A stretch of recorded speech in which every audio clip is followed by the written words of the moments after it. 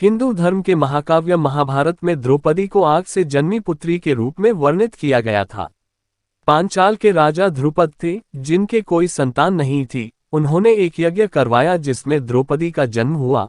वह 5 पांडवों की रानी बनी और कहा जाता है कि वह उस समय की सबसे सुंदर स्त्री थी। बहुत कम ही लोगों को ज्ञात होगा कि द्रौपदी के 5 पुत्र थे, जो हर एक पांडव के थे। युधिष्ठिर से पृथ्वी विंध्या, भीम से सुतासोमा, अर्जुन से श्रुताकर्मा, नकुल से सातानिका और सहदेव से श्रुतासेना थे। नमस्कार दोस्तों, आपका स्वागत है हमारे चैनल हिंदी स्टोरी बाय सपनों की उड़ान में। दोस्तों, आज हम द्रौपदी के जीवन के रहस्य आपके सामने लेकर आए हैं। उम्मीद है आपको पसंद आएंगे। दोस्तों, वीडियो पसंद आए तो प्लीज लाइक शेयर कमेंट जरूर करें, और अगर अभी तक आपने हमारे चैनल को सब्सक्राइब नहीं किया है तो प्लीज दोस्तों हमारे चैनल को जरूर सब्सक्राइब करें। आपके साथ और सहयोग से ही हम आगे बढ़ पाएंगे, और हमें उम्मीद है आप अपना कीमती समय और सहयोग हमें अवश्य देंगे। धन्यवाद आपका। चलते हैं फिर टॉपिक पर। द्रौपदी आजीवन कुंवारी रही थी। सभी पुत्रों का जन्म देवों के आह्वान से हुआ था। द्रौपदी के जन्म का कारण, पांचाल के राजा ध्रुपद को कोई संतान नहीं थी और वह पुत्र चाहते थे ताकि उनका राज्य कोई संभाल सके, उन्हें भी कोई उत्तराधिकारी मिल सके। ऋषि द्रोण के साथ उनका काफी मनमुटाव था और अर्जुन ने उनके आधे राज्य को जीतकर ऋषि द्रोण को दे दिया था। बदले की भावना, राजा ध्रुपद में इस बात को लेकर बहुत निराशा थी और वह बदला लेना चाहते थे, जिसके लिए उन्होंने एक बड़ा यज्ञ करवाया। इस यज्ञ को करवाने पर द्रौपदी का जन्म हुआ और साथ ही में एक पुत्र भी जन्मा, जिसका नाम धृष्टद्युम्न था। कुरु वंश का पतन। द्रौपदी का जन्म हुआ उस समय ही आकाशवाणी हुई कि यह लड़की कुरु वंश के पतन का कारण बनेगी।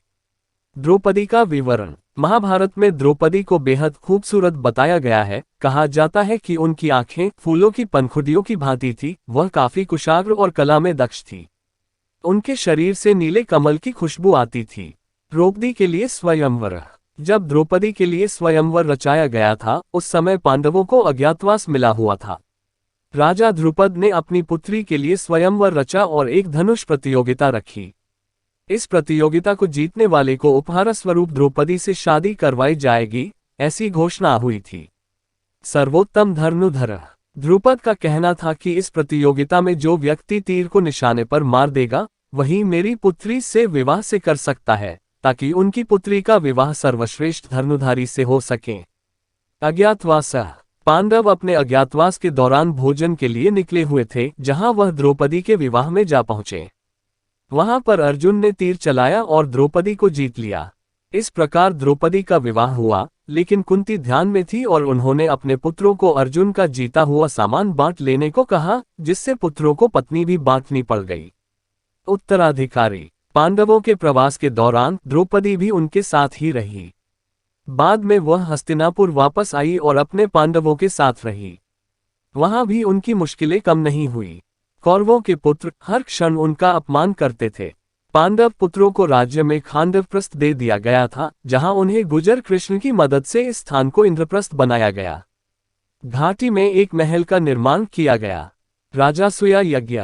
इस यज्ञ को करके पांडवों ने कई प्रकार से आराधना करके ईश्वर से वरदान प्राप्त कर लिया था। इससे उन्हें काफी शक्ति प्राप्त हुई। दोस्तों, हम इसकी सत्यता की प्रामाणिकता नहीं देते हैं। जो कुछ सुना पड़ा, इस आधार पर यह जानकारी आपके सामने लेकर आए हैं। अधिक जानकारी के लिए विशेषज्ञों से संपर्क करें। हमारा साथ देने के लिए आप सभी का दिल से धन्यवाद।